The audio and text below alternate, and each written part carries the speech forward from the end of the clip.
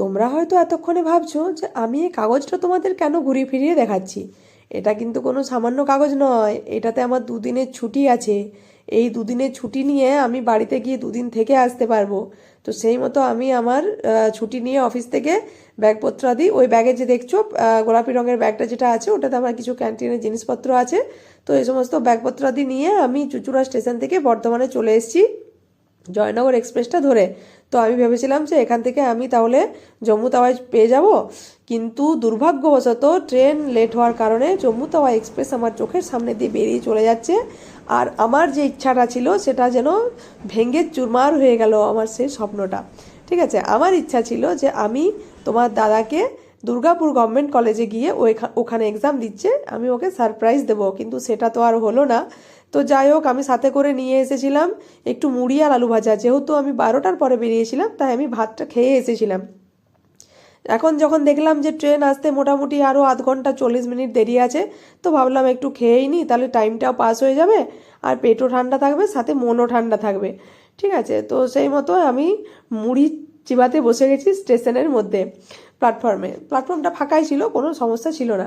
আর এই দিকে দেখো, এই যে মালগাড়িটা, ও দেখছি আবার ছাড়ছে, মানে প্ল্যাটফর্ম থেকে ছেড়ে বেরিয়ে যাচ্ছে। তো আমার তখন মনটা এত ছটফট করছিল, মনে হচ্ছিল যেন আমি ওই ট্রেনটা ধরেই আমি দুর্গাপুর অবধি চলে যাই, কিন্তু সেটা তো আর সম্ভব নয় বলো।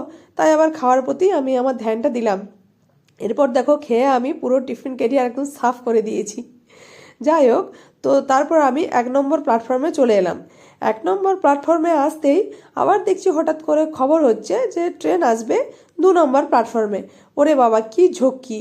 এই সমস্ত ভারী ভারী ব্যাগপত্র নিয়ে আবার ওই 2 নম্বর প্ল্যাটফর্মে গিয়ে ঠিক জায়গাতে গিয়ে ট্রেন ধরা, হ্যাঁ, খুবই মানে একটা ঝক্কি থাকে। যাই হোক, এরপর আমি ট্রেনে চেপে গেছি। ট্রেনে উঠে দেখি সিট কোথাও নেই, একটু ফাঁকা জায়গা করে দাঁড়িয়ে ব্যাগগুলো ঝুলিয়ে আমি দাঁড়িয়ে আছি এখানে। তো তারপরেই দেখতে দেখতে আমি মোটামুটি 3টে সাড়ে 3টে নাগাদ দুর্গাপুর স্টেশনে এসে পৌঁছে যাই, স্টেশন কাম বাস স্ট্যান্ডে। তো ভাবলাম যে যেখান থেকে অমরাবতী বাসগুলো ছাড়ে সেই বাসটা আমি ডাইরেক্ট ধরে চলে যাব, 20 মিনিট লাগবে। কিন্তু এসে দেখি ও বাবা, কোনো বাস নেই যাওয়ার ওখানে। যে বাসগুলো যাচ্ছে সেগুলো ঘুরে ঘুরে, সেটা মোটামুটি 40-50 মিনিট সময় লাগবে। তো আমি অনেকক্ষণ অপেক্ষা করার পর ওই যে রিয়া বাসটা দেখছি, এমএমসি বাস, ওটা এসেছে। কিন্তু ও বলছে যখন ওইখানে পৌঁছাবে তখন আমার হাজব্যান্ডের এক্সাম অলরেডি শেষ হয়ে যাবে। তো আমি আর যাইনি, আমি ওই এসবিএসটিসি বাস স্ট্যান্ডের ওখানেই বসেছিলাম। এক্সাম কেমন দিলে? পরীক্ষা ভালো হয়নি, দেখতে পাইনি। আমি অনেকক্ষণ বসে আছি, একবার ভাবছিলাম যে চলে যায় তোমার ওই এমএমসি বাস ধরে। তো বাস আর এলো 3টা সাড়ে 3টার সময়, বলছে 3টা 45-এ ছাড়বে। ঠিক আছে,